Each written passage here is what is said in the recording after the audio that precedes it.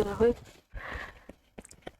दोस्तों, यूपीएससी ज्ञानदायिनी में आप सभी का स्वागत और अभिनंदन है। जैसा कि आप सभी लोगों को पता है कि यहाँ पर आप सभी लोगों की क्लासें वही ज्योग्राफी की हो रही हैं, तो आप सभी लोग ध्यान से देखेंगे। कल मैंने आप सभी लोगों को गंगा नदी तंत्र बताया था। क्या बताया था? गंगा नदी तंत्र। और गंगा नदी तंत्र में कुछ चीजें मैंने आप सभी को छोड़ रखी थी। उन कुछ चीजों में जैसे चीजें सिर्फ इसलिए छूटी थी क्योंकि वो डिटेल लिखाना था ना, इस वजह से, और कुछ छूटा नहीं था। आज हम आप सभी को प्रायद्वीपीय नदियों के बारे में बताएंगे और गंगा नदी तंत्र की जो डिटेल छूटी है वो सब हम आपको पीडीएफ के माध्यम से कवर कर देंगे, ठीक है? क्योंकि बाकी मैंने मानचित्र के माध्यम से सब कुछ बता दिया है। तो आज हम लोग देखेंगे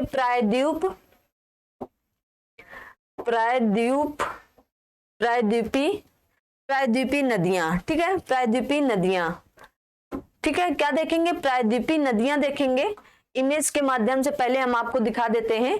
क्या करेंगे? इमेज के माध्यम से आप सभी लोगों को चीजें बेहतर तरीके से उभर कर आ जाती हैं। हम अपने हाथ से तो बना ही देंगे, लेकिन यहाँ से जो मैप आप उठाकर देखते हैं ना, तो वहां से आपको और डिटेल में और बेहतरीन तरीके से चीजें समझ में आ जाती हैं कि हाँ ये चीज यहाँ पर है। इस वजह से आप सभी लोगों को ये सारा कुछ दिखाया जाता है, ठीक है? तो आप सभी लोग परेशान नहीं होंगे कि अरे आप तो इससे दिखा दे। यहाँ दिखाने का मतलब ही यही होता है कि आप सभी लोगों को अच्छे से समझ में आए चीजें, ठीक है? चलिए, तो कौन सा मैप ले?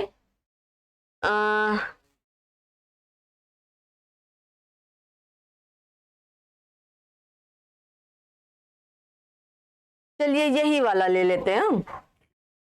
इसी वाले मैप को ले लेते हैं। वैसे इस मैप में बहुत कुछ नहीं है, फिर भी चलिए यही मैप ले लेते हैं हम लोग। और इस मैप को क्या करते हैं हम लोग? ओपन कर लेते हैं और ओपन करने के साथ देखते हैं। देखिए, आप सभी लोगों, उम्मीद है कि आप सभी लोगों को दिख रहा होगा अच्छे से। बिल्कुल। तो चलिए, तो यहीं से शुरू कर लेते हैं हम लोग। इसमें आप सभी लोगों को दिख रहा है और उम्मीद है कि आप लोगों को अच्छे से दिख रहा है ना। तो देखिए, अगर आप सभी लोगों को दिख रहा है तो वैसे तो मैं चाहती भी यही हूं कि मैं बनाकर भी आप सभी लोगों को बताऊं और बनाकर भी बताऊंगी बीच बीच में। ऐसा नहीं है कि बस ऐसे ही दिखा दूंगी, आप सभी लोगों को बनाकर भी दिखाऊंगी मैं, ठीक है? तो क्या होगा आप सभी लोगों के लिए? कहते हैं अपनी उसी ऊर्जावान लाइन के साथ हम लोग अपना सेशन शुरू करते हैं और सेशन शुरू करने से पहले वो ऊर्जावान लाइन होनी बहुत जरूरी है। जिंदगी एक बार मिलती है, जिंदगी एक बार मिलती है, बिल्कुल गलत है। क्या जिंदगी आपको एक बार मिलती है? बिल्कुल गलत बात है भाई। जिंदगी एक बार कहाँ मिली है? सिर्फ मौत एक बार मिलती है। जिंदगी आपको हर रोज मिलती है, क्योंकि जिंदगी हर रोज मिलती है भाई। सुबह आप उठते हो तो आपको एक नई जिंदगी मिलती है ना। आप सभी लोग जानते हो कि नई जिंदगी है। चलिए, तो प्रायद्वीपीय भारत की आज हम बात करेंगे। प्रायद्वीपीय भारत की नदियों की बात करेंगे ना। ये हमारी प्रायद्वीपीय भारत की नदी जो सबसे बूढ़ी नदी है, जो सबसे लंबी नदी है। देखिए, सबसे लंबी नदी यहाँ पर दिख भी रही है। सबसे लंबी नदी, सबसे बूढ़ी नदी गोदावरी नदी। कौन सी नदी है? गोदावरी नदी है, ठीक है? अब बात करेंगे, देखिए प्रायद्वीपीय नदियां पढ़ाने से पहले इनका थोड़ा सा डिटेल जान लेंगे कि इन्हें प्रायद्वीपीय नदियां कैसे हुई। देखिए, जो हमारी हिमालयी नदियां थी जैसे गंगा, सिंधु, ब्रह्मपुत्र, जो मैंने आप सभी को इतनी बेहतरीन तरीके से बताया है, आप सभी लोग पीछे का वीडियो देख सकते हैं। अगर आपको लाभ नहीं मिले तो आप वहां पर कमेंट करके जरूर बताएं कि हाँ लाभ नहीं है, तब मैं आप सभी को बताऊंगी कि उनका लाभ कैसे लिया जाता है। अगर मिल रहा है तो कोई बात ही नहीं है। कह रहे हिमालयी नदियां तंत्र की तुलना में प्रायद्वीपीय नदियां तंत्र। अब हिमालयी नदियां तंत्र की तुलना में प्रायद्वीपीय नदियां तंत्र के यहाँ है काफी पुरानी है। क्यों पुरानी है? क्योंकि हमारा प्रायद्वीप भारत ही पुराना है ना, तो वहां की नदियां भी पुरानी होंगी भाई, जाहिर सी बात है। पुरानी है या प्राचीन है, कोई आप पुरानी का मतलब होता ही है कि प्राचीन है। देखिए, जो पुराना होता है वही हमारा क्या होता है? इतिहास होता है। जो प्राचीन होता है वही हमारा इतिहास है।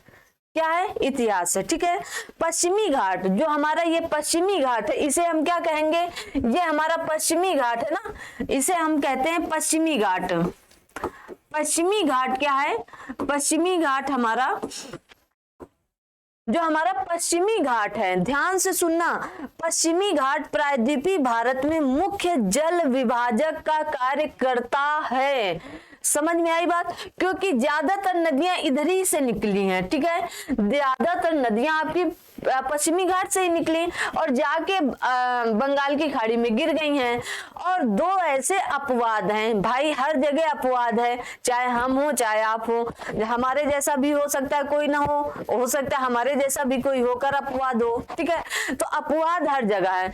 दो नदियां ऐसी हैं जिन्हें हम लोग कहते हैं नर्मदा, ताप्ती। ताप्ती को कहीं कहीं पर तापी भी कहा जाता है। क्या कहा जाता है, तापी भी कहा जाता है। तो इसलिए ये मत सोचना सिर्फ तापी है। ठीक है, नर्मदा और तापी आपकी जो नदियां हैं ये अपवाद हैं। क्यों, क्योंकि ये क्या कहते हैं, ये सारी नदियां आपकी क्या बनाती हैं, ये सारी नदियां जाकर के यहाँ डेल्टा बनाती हैं। ठीक है, पहले डिटेल जान लें आप। ये सारी नदियां जाके अब बंगाल की खाड़ी में गिरती हैं और डेल्टा का निर्माण करती हैं। परंतु आपकी नर्मदा और ताप्ती भ्रंश घाटी में बहती हैं और ये एक एस्चुरी बनाती हैं, भ्रंश घाटियां बनाती हैं, ज्वारनमुख बनाती हैं। तीनों एक ही पॉइंट है, एक ही बात है, पॉइंट अलग अलग है लेकिन बात एक ही है। ठीक है, इन्हें आप बहुत ही ध्यान से सुनेंगे। कभी कभी आप लोगों को एस्चुरी पूछ लेता है कि कौन सी नदी एस्चुरी बनाती है। अगर आपको यही नहीं पता होगा कि एस्चुरी ही भ्रंश घाटी को कहा जाता है तो आप नहीं पता कौन सी नदियां रिफ्ट घाटी से बहती हैं, तो आप यही नहीं पता होगा कि नर्मदा और ताप्ती को कहा जा रहा है, तो आप फिर वहां पर उत्तर लगा ही नहीं पाएंगे ना। तो इन्हें ध्यान से सुने ना, नर्मदा और ताप्ती जो आपकी नदियां हैं वो भ्रंश घाटी से बहती हैं, भ्रंश घाटी का निर्माण करती हैं क्योंकि ये दरार से बहती हुई आती हैं। ठीक है, ये क्या है, एक दरार से बहती हुई आती हैं और कहां पर गिर जाती हैं, अरब सागर में ये गिर जाती हैं। और बात आएगी कि डेल्टा और एस्चुरी कैसे बनते हैं। आप कैसे जानती हैं कि ये नदियां आके डेल्टा बनाती हैं और ये नदियां आके एस्चुरी बनाती हैं, बात करते हैं उनकी भी ना।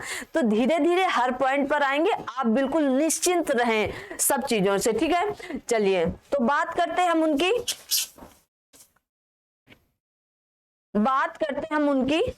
चलिए देखते हैं क्या क्या यहाँ पर है। सबसे पहले हम बात कर लें कि डेल्टा कैसे बनता है। आप सभी लोग जानना चाहते होंगे कि डेल्टा क्या होता है और आपकी एस्चुरी क्या होती है ना, जिसे हम हिंदी में ज्वारनमुख कहते हैं। सभी लोग जानना चाहते हैं। चलिए बात करते हैं हम उन्हीं सब की। ठीक है, क्या करेंगे, हम उन्हीं की बात करते हैं।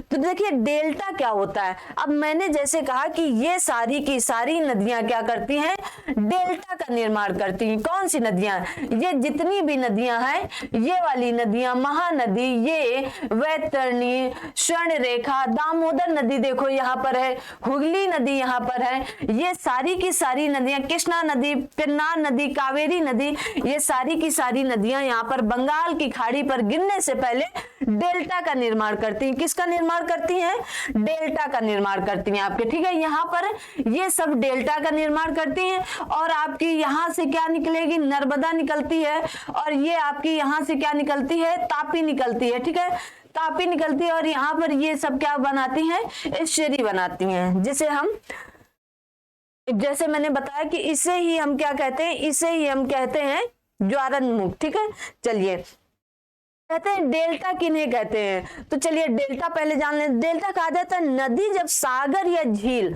नदी जो हमारी है सागर या झील से, सागर या झील में गिरती है। भाई नदी है हमारी, ये नदी है तो कहीं ना कहीं ये सागर या झील में गिरेगी ना। आप सभी लोग जान रहे हैं ये कहीं ना कहीं सागर या झील में गिरेगी। जब नदी हमारी सागर या झील में गिरती है तो वेग में अत्यधिक कमी के कारण भाई सागर या झील में गिरेगी तो वेग में अत्यधिक कमी के कारण मुहाने पर उसके जो मलबा होता है ना, मलबा है या निक्षेप है, तो निक्षेप होने लगता है, जिससे वहां विशेष प्रकार के स्थल क्या होते हैं भाई, जब मलबा इकट्ठा हो गया, आपका कोई निक्षेप आया, बड़े बड़े पत्थर आके इकट्ठा हो गए, तो उससे जिससे वहां के विशेष प्रकार के स्थल रूप का निर्माण होता है। अब मान लीजिएगा ये नदी बड़ा सा कोई कंकड़ लाई और इसके ऊपर कोई कंकड़, फिर इसके ऊपर, फिर इसके बाद भाई ये मलबा इकट्ठा होता गया और यहाँ पर निक्षेप होता गया, इकट्ठा होता गया, तो क्या होगा, इन पर क्या डेल्टा का निर्माण हो जाएगा। ठीक है, ये आपकी डेल्टा की परिभाषा हो गई। तो आप कहेंगे एस्चुरी क्या, जस्ट इसका उल्टा। ठीक है, जस्ट इसका उल्टा होता है। क्यों उल्टा होता है, देखिए नदी के जल में तीव्र प्रवाह होता है, मतलब वो थोड़ा तेजी से बहती है। कौन सी नदी, जैसे आपकी नर्मदा है, ताप्ती है, आपकी दामोदर नदी भी इसी में आती है, तो दामोदर नदी है।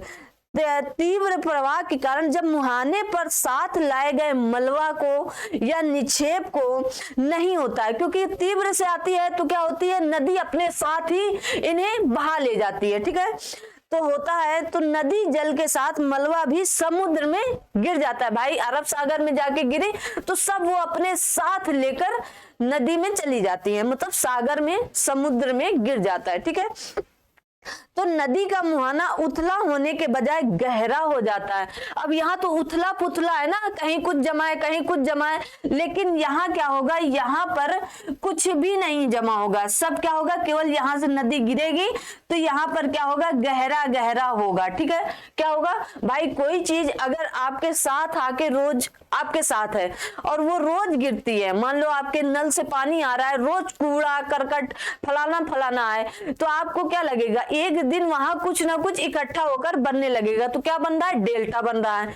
और वही पानी बहुत तेजी के साथ आ रहा और बह जा रहा है, मतलब पानी के साथ वो बह जा रहा है, तो क्या होगा, उस पानी जो ऊपर से गिर रहा है तो वो पानी क्या करेगा, वहां पर गहरे गहरे गार्ज का निर्माण कर देगा। ठीक है, गहरा हो जाएगा, तो गहरा हो जाता है और ऐसे गहरे मुहाने को ही क्या कहते हैं, ज्वारनदमुख कहते हैं। क्या कहते हैं इनको, ज्वारनदमुख कहते हैं, इन्हीं को ज्वारन मुख कहते हैं, इन्हीं को हम क्या कहते हैं, इंग्लिश में एस्चुरी कहते हैं। यही आपकी क्या है, एस्चुरी है। ठीक है, तो अब आपको शायद दोनों चीजें समझ में आ गई होंगी। चलिए अब हम आते हैं अपनी क्लास में। आप सभी लोगों को मैंने नदियां बता दी, हमें लगता है, उम्मीद है कि आप सभी लोगों को नदियां अच्छे से समझ में आ गई होंगी। और ये नदियां बस इतनी ही नहीं है कि बस मैंने बता दी हो गया, अब इनकी डिटेल एक एक हम खुद बना कर बताएंगे। ठीक है, ये मैप आपको दिखाना बहुत इंपॉर्टेंट होता है ताकि आपको मोटा मोटा पता रहे कि यहाँ से ये नदियां निकली हैं। ठीक है, चलिए अब हम आपको ले चलते हैं अपने शहर में। अपने शहर का मतलब कि हम ले चलेंगे कहाँ पर, आपको व्हाइट बोर्ड के माध्यम से अब चीजों को बताएंगे भी और दिखाएंगे भी। ठीक है, तो आप सभी लोग बिल्कुल परेशान नहीं होंगे, क्या आप सभी लोग बिल्कुल भी परेशान नहीं होंगे। और हम बनाएंगे आपके सामने प्रायद्वीपीय नदियों का भारत बनाएंगे और प्रायद्वीपीय नदियां भी दिखाएंगे उसमें। ठीक है, चलिए तो हम बात करते हैं, सबसे पहले प्रायद्वीपीय भारत की बात करेंगे। जैसे आप सभी के सामने मोटा मोटा ये प्रायद्वीपीय भारत की बात हो रही है, तो प्रायद्वीपीय भारत की ही बात करेंगे सिर्फ। ठीक है, मान लीजिए ये आपका प्रायद्वीपीय भारत है, मानना है, ठीक है, मानना है, नहीं बना उस तरह, लेकिन मान लीजिए ये आपका प्रायद्वीपीय भारत है। यहाँ पर देखिए आपकी कौन सी नदी आती है, तो यहाँ पर आपकी साबरमती नदी है। कौन सी नदी है, साबरमती नदी। साबरमती नदी आप सभी लोग जानते हैं, साबरमती आश्रम भी गुजरात में है, तो ये साबरमती नदी है। यहीं पर एक नदी आपकी और है, माही नदी। माही नदी आप जानते हैं ना, ये हमारी कर्क रेखा को 2 बार काटती है, कर्क रेखा को 2 बार काटती है।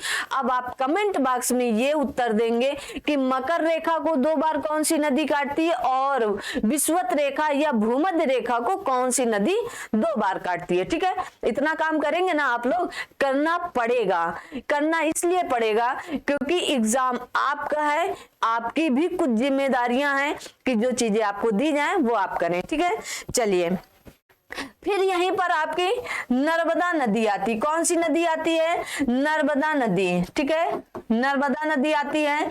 और यहीं से आपकी एक ताप्ती नदी आती, कौन सी नदी? ताप्ती नदी। ऐसे आप सभी लोगों को समझ में आ रहा है ना? समझ में आ रहा है ना? बिल्कुल आ रहा होगा। अब हम बात करेंगे, क्योंकि ये बात हो गई, अब हम बात करेंगे आपके महाराष्ट्र से, और यहीं से क्लास अपनी शुरू हो जा रही। बाकी चीजें हम बताएंगे, इन सब के बारे में बात की जाएगी, लेकिन जो मेन हमारा प्रायद्वीपीय भारत की नदियां, वहां से शुरू करते हैं, ठीक है। तो यहां से आपकी, ये मान लीजिए आपका महाराष्ट्र है, क्या है आपका? महाराष्ट्र है। महाराष्ट्र से एक नदी निकलती, क्या निकलती है? एक नदी निकलती है, जिस नदी का नाम है गोदावरी नदी। क्या नाम है आपकी? गोदावरी नदी नाम है। अब आप यहां लिखें गोदावरी नदी, ठीक है, गोदावरी नदी। और महाराष्ट्र के त्रियंबक, आप यहां लिख लें, त्रियंबक की पहाड़ियां से, कहां से निकलती हैं? त्रियंबक की पहाड़ियों से निकली है, ठीक है। महाराष्ट्र के त्रियंबक की पहाड़ियों से ये नदी निकली है। कौन सी नदी? आपकी गोदावरी नदी। अब बात करते हैं हम गोदावरी नदी के बारे में। और बे ऑफ बंगाल में ये गिर जाती, कहां पर गिरती है? बे ऑफ बंगाल में गिर जाती। सभी को पता है इधर बे ऑफ बंगाल है, ठीक है, तो आप सभी को ये सारी बातें पता है, ये बे ऑफ बंगाल में गिरती है। अब बात करेंगे ये दक्षिण भारत की साउथ इंडिया की, ऐसे लिखें, साउथ इंडिया की सबसे लंबी नदी, सबसे लंबी नदी, सबसे बड़ी नदी, आकार में बड़ी, हर चीज में ये सबसे बड़ी है, गोदावरी नदी, ठीक है। सबसे लंबी नदी है साउथ इंडिया की, मतलब दक्षिण भारत की। और दक्षिण गंगा इसे कहा जाता है। क्या कहा जाता है? इसी को दक्षिण गंगा कहा जाता है, दक्षिण गंगा कहा जाता है, ठीक है। दक्षिण गंगा मैंने कहा है, दक्षिण भारत की गंगा मैंने नहीं कहा है। उत्तर और प्रश्न दोनों ध्यान से आप सुनेंगे। इसे दक्षिण गंगा कहा जाता है। दक्षिण गंगा क्यों कहा जाता है? सबसे पहले आप ये समझेंगे, इसलिए ये बात समझेंगे क्योंकि आपकी जो गंगा नदी है, जैसे हम किसी से तुलना करेंगे तो हम उसके बराबर होंगे तभी ना तुलना करेंगे। मान लीजिएगा हमारे घर में, हमारे तुलना जैसे हम करें कि हमारे भैया और हमारी दीदी एक समान है, तो क्यों, कैसे? तो तुलना तब होती है ना जब दो इंसान एक समान के होंगे, तब तुलना कर सकते हैं।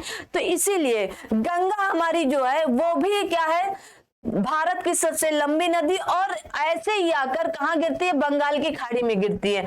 और ये जैसे जैसे गंगा आई है वैसे वैसे ही ये दक्षिण भारत की जो गोदावरी नदी है वो भी ऐसे ही आई, इसीलिए इसे दक्षिण गंगा कहा जाता है, ठीक है। इतनी बात आप समझ गए होंगे। और इसी को बूढ़ी गंगा क्यों कहा जाता है? ये पॉइंट तो लिखाने वाला नहीं है, आप सभी लोग जानते हैं बूढ़ी गंगा क्यों कहा जाता है। इसलिए कहा जाता है कि इसका आयु में, आकार में, लंबाई में, सब चीज में ये आगे है। और जो चीज आगे होती है वो जाहिर सी बात है, जब आयु में सबसे बड़ी है, लंबाई में सबसे बड़ी है, आकार में सबसे बड़ी है, तो जाहिर सी बात है बूढ़ी यही होंगी ना। अब हम तो बूढ़े होंगे नहीं, फिर बूढ़ी यही होंगी। चलिए, अब ये नदी को क्या करेंगे हम लोग? इस नदी को अलग बनाते हैं। ये क्या है? महाराष्ट्र है, और महाराष्ट्र में त्रियंबक, ये त्रियंबक की पहाड़ियों से निकली है, और ये चली है नदी कहां पर? बंगाल की खाड़ी की तरफ चली गई है। कहां चली गई है? आपकी बंगाल की खाड़ी की तरफ चली गई है, ठीक है। अब बंगाल की खाड़ी की तरफ चली गई, इसी को वृद्ध गंगा या बूढ़ी गंगा कहते हैं। सब कुछ मैंने बता दिया है। ये आपके महाराष्ट्र के नासिक जिले में है, ठीक है। महाराष्ट्र आप लिख लीजिए, महाराष्ट्र के नासिक जिले के पास त्रियंबक पहाड़ी से निकलती है, ठीक है। अब इतनी बात आपको समझ में आ गई। कौन सी नदी है? यहां पर आप लिख लीजिए, ये गोदावरी नदी है। कौन सी नदी है? गोदावरी नदी है। मैंने इसे ऐसे क्यों बनाया, इसे मैंने अलग क्यों कर दिया वहां से उठा करके? इसलिए अलग किया क्योंकि अब इसमें हम इसकी सहायक नदियां बताएंगे, और सहायक नदियां बताने के बाद देखिए यहाँ पर इसकी वेन गंगा कौन सी सबसे पहले यहाँ पर कौन सी इसमें जुड़ती है? दूधना, एक नदी है जो इसमें जुड़ती है आके, दूधना नदी। इसकी सहायक नदी है दूधना। ठीक है, अब देखते जाना, सिर्फ आपको देखना है और इसको अपने दिमाग में धीरे धीरे करके बैठा लेना है। ठीक है, बीच बीच में हम हंसी मजाक भी करेंगे क्योंकि क्लास बहुत ज्यादा लंबी नहीं लेंगे, क्योंकि आप सभी को पता है यहाँ पर समय बहुत कम दिया जाता है। दूधना, गोदावरी की दूधना, और उसके बाद एक यहाँ पर पूर्णा नदी आती। कौन सी नदी? पूर्णा नदी आती। इसी की क्या है? सहायक नदी है। ठीक है, पूर्णा नदी। पूर्णा नदी के बाद इधर से मंजरा नदी आती। कौन सी? मंजरा, मंजरा नदी। ठीक है, दिख रहा है ना? बिल्कुल दिख रहा है। मंजरा नदी हो जाता है, और मंजरा नदी के बाद यहाँ पर देखिए वेनगंगा। कौन सी? एक वेनगंगा, काफी बड़ी इसकी नदी है, वेनगंगा आती है। वेनगंगा आती है, और फिर यहीं से वर्धा आती है। कौन सी आती है? वर्धा आती है। और इधर से पेनगंगा आती है। कौन सी आती है? पेनगंगा आती है आपकी। ठीक है, वेनगंगा, पेनगंगा, वर्धा, दूधना, पूर्णा, मंजरा मोस्ट इंपॉर्टेंट इसकी सहायक नदियों में से मानी जाती हैं। आपको याद करना होगा ये 5-6 नदियां। ठीक है, उसके बाद इंद्रावती। कौन सी नदी आती है आपकी? इंद्रावती नदी आती है। इंद्रावती, कौन सी नदी आती है? इंद्रावती नदी आती है। ठीक है, इंद्रावती भी इसकी सहायक नदी है। उसके बाद इसी में सबारी या सबरी करके एक नदी आती है। सबारी वैसे है, सबारी, सबारी नदी है किसकी? इसी की सहायक नदी है। ठीक है, ये सारी नदियां इसमें आकर मिलती हैं। और जो आपकी एक मंजरा नदी है, ये जो मंजरा नदी है, मंजरा नदी, ये मंजरा नदी एक्चुअली ऐसे आती है, ऐसे मिलती है गोदावरी में। यहाँ पर निजाम हुसैन झील है, आप सभी लोग जानते हो, इसी नदी पर है। किसमें? मंजरा नदी पर। ठीक है, मंजरा नदी पर कौन सी? आपकी निजाम सागर एक झील है। ठीक है, निजाम सागर, निजाम सागर है। ये इंपॉर्टेंट थोड़ा सा पॉइंट है। अब क्या हो रहा है, चाहे आपका यूपीपीसीएस हो, चाहे आरओ हो, वहां पर ना चीजें अलग से लाई जा रही हैं जो अभी तक पूछे। अब क्योंकि हर प्रश्न हर बार तो नहीं पूछा जा, कुछ तो अलग लाएंगे ना, इसीलिए। देखिए ये क्या लग रहा है आपको? मान लीजिए मैं यहाँ पर क्या बना दूं, एक गमला बना दूं, ये गमला है, और कह दूं कि ये नदी है, और यहाँ पर ये आपका बे ऑफ बंगाल है। क्या है? बे ऑफ बंगाल है। तो क्या कहेंगे आप इस नदी को? इस नदी को क्या कहेंगे आप? आपको दिख रहा है ना? बिल्कुल दिख रहा है। इस नदी को आप क्या कहेंगे? मान ले ये नदी है, तो इस नदी को आप क्या कहेंगे? आप यही कहेंगे ना कि ये क्या करती है? वृक्षाकार अपवाह बनाती है। वृक्षाकार अपवाह बनाती है। देखिए वृक्ष बन रहा है ना, यहां से ये नदी निकली, इधर से इसमें नदी मिली, इधर से ये नदी मिली, इधर से दूधना नदी मिली, आपकी पूर्णा मिली, वेनगंगा, ये शाखाएं हैं इनकी। क्या है? शाखाएं। और वृक्ष का आकार लेके जटाएं खोलकर खड़ी हो गई है। कौन सी? आपकी गोदावरी नदी। समझ में आया? बस आपको याद क्या करना है, जितना मैंने बताया। कैसे? गोदावरी को बूढ़ी गंगा कहा जाता है। यह नदी नासिक के त्र्यंबक नामक स्थान से निकलती। यह नदी महाराष्ट्र और आंध्र प्रदेश के में बहते हुए, महाराष्ट्र और आंध्र प्रदेश में बहते हुए कहां पर गिरती? बंगाल की खाड़ी में गिर जाती। पेनगंगा, वेनगंगा, इंद्रावती, मंजीरा, प्राणहिता, वर्धा जैसी सहायक नदियों के साथ वृक्षाकार अपवाह बनाकर गोदावरी नदी तैयार हो गई। प्रश्न बस इतने से ही आपके प्री में पूछे जाएंगे। इससे बाहर आ जाए तो आप मेरे पास आना, मेरे पास आना और बोलना मैम गोदावरी नदी के बारे में ये प्रश्न इसके बाहर आया, इसके बाहर कुछ नहीं आने वाला। आप इसे याद करेंगे, मोस्ट इंपॉर्टेंट में लिख लेंगे। ठीक है, मोस्ट इंपॉर्टेंट है। ठीक है, चलिए 5 मिनट और क्लास लेंगे। इसके बाद कौन सी नदी आपकी होगी? इसके बाद हम आपको नदी पढ़ाएंगे कृष्णा नदी। कौन सी नदी पढ़ाएंगे? कृष्णा नदी। अब देखते हैं भाई कृष्णा नदी कहाँ से निकलती है हमारी। तो आप सभी लोग हो सकता है जानते भी हों कृष्णा नदी। चलिए, तो ये हमारी क्या है? कृष्णा नदी है। कृष्णा नदी के बारे में हम बात करते हैं। ये पश्चिमी घाट के महाबलेश्वरम, कहां से निकलती है? महाबलेश्वरम से। अब ये आपकी कृष्णा नदी जा रही है। क्या जा रही है? क्योंकि सारी जाएंगे तो बंगाल की खाड़ी में ही गिरेंगे ना। तो ये कहां से निकलती है आपके? मान लीजिए ये नदी निकली, ये कहां से? महाबलेश्वरम, महाबलेश्वरम, ठीक है। महाबलेश्वरम से निकलकर कहा, महाबलेश्वरम आपका महाराष्ट्र में है। महाबलेश्वरम से निकलकर महाराष्ट्र कर्नाटक से में बहते हुए आंध्र प्रदेश के विजयवाड़ा में, जब ये महाराष्ट्र और कर्नाटक में बहते हुए आगे बढ़ती है, कहां पर ये आगे बढ़ेगी, तो जब आगे बढ़ती है तो कहां जाएगी, महाराष्ट्र में जाएगी, कर्नाटक में जाएगी, फिर आंध्र प्रदेश में, यहां से कौन, विजयवाड़ा, विजयवाड़ा से ये बंगाल की खाड़ी में गिर जाती है, क्योंकि आपका आंध्र प्रदेश तटीय राज्य है ना, तट पर ही स्थित है, और वहीं से बंगाल की खाड़ी में गिर जाती है, ठीक है। चलिए, अब बंगाल की खाड़ी में जब ये जाके गिर गई तो इसमें इसकी सहायक नदियां हम लोग देख लेते हैं, बस इंपॉर्टेंट इतना ही रहेगा। तो इसमें सहायक नदियां सबसे पहले कौन सी होगी, कृष्णा की सहायक नदियां आपकी भीमा होती है। कौन सी, कृष्ण है तो भीम तो होंगे ही, जाहिर सी बात है, हमेशा के लिए याद कर लीजिए, कृष्णा है तो भीमा है, ठीक है, कृष्णा है तो भीमा होंगे जरूर। तो आपकी भीमा हो गई है, कौन सी, भीमा हो गई है। और उसके बाद कौन सी किसकी सहायक नदी है, तुंगभद्रा नदी है आपकी, कौन सी, तुंगभद्रा नदी इसी की सहायक है, तुंगभद्रा नदी, ठीक है। किसकी सहायक है, आपकी कृष्णा नदी की सहायक नदी है, ठीक है, कृष्णा नदी की सहायक नदी है आपकी तुंगभद्रा नदी, ठीक है। तुंगभद्रा के बाद इसमें कहा गया है, तुंगभद्रा हो गई, मूसी हो गई, और तुंगभद्रा हो गई, मूसी हो गई, घाट प्रभा, माल प्रभा, ये सारी घाट प्रभा, देखिए इसकी सहायक नदी अलग से ऐसे लिखिए आप, सहायक नदी, कृष्णा की सहायक नदियां कौन कौन सी हैं, क्योंकि काफी नदियां हैं। देखिए पहला कहा गया भीमा है, ये सहायक नदियां क्योंकि पूछता है, तुंगभद्रा है,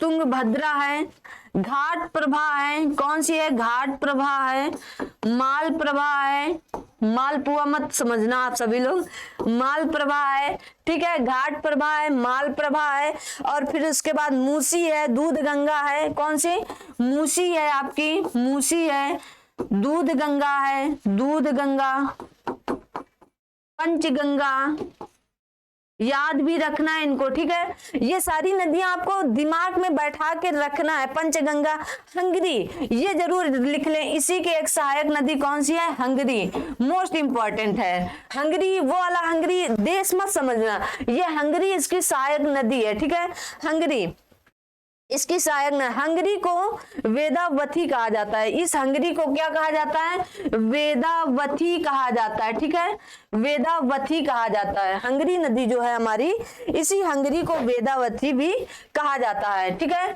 वेदावती भी कहा जाता है। अब आप सभी लोग समझ रहे होंगे, ये कृष्णा नदी हो गई आपकी, क्या हो गई, कृष्णा नदी हो गई। तो कृष्णा नदी में क्या क्या आएगा, कृष्णा नदी महाबलेश्वरम की पहाड़ियों से निकलती है, और इसकी सबसे सहायक नदी ये महाराष्ट्र कर्नाटक से बहते हुए आंध्र प्रदेश के विजयवाड़ा से आपके बंगाल, बे ऑफ बंगाल में गिर जाती है, ठीक है। और ये सब किसका निर्माण करती है, डेल्टा का निर्माण करती है, ठीक है ना। तो ये इनकी सहायक नदियां मोस्ट इंपॉर्टेंट है, क्योंकि कभी कभी यहाँ से उठाकर पूछ लेता है, सभी लोग कुछ याद करते हैं, जैसे भीमा हो गया, तुंगभद्रा हो गया, घाट प्रभा, माल प्रभा, ये जो आपकी मूसी और दूध गंगा, पंचगंगा, इनको मोस्ट इंपॉर्टेंट में लिख लेंगे। क्या होंगी ये सारी नदियां आपकी मोस्ट इंपॉर्टेंट है, कौन सी, ये वाली, ये तो याद ही करना है आपको, दूध गंगा और पेन गंगा, ठीक है। तो आज की क्लास हम लोग यहीं तक रखते हैं, सर भी आ चुके हैं हमारे। आगे जो हम आपको कृष्णा हो गई, गोदावरी हो गई, जो आपकी नर्मदा और महानदी, और ये सारी नदियां हम क्या करेंगे आपको कल बताएंगे, कावेरी वगैरह, कावेरी के बारे में भी बताएंगे अच्छे से कि दक्षिण भारत की गंगा किसे कैसे कहा जाता है। तो आज की क्लास हम लोग यहीं तक रखते हैं, अगली क्लास में बहुत ही जल्द मिलते हैं। तब तक आप सभी लोग अपना ख्याल रखें, अपने साथ सभी अपनों का ख्याल रखें। ऑल द बेस्ट, और मिलते हैं अगली क्लास में बहुत ही जल्द। तब तक थैंक यू सो मच। जय हिंद, जय भारत।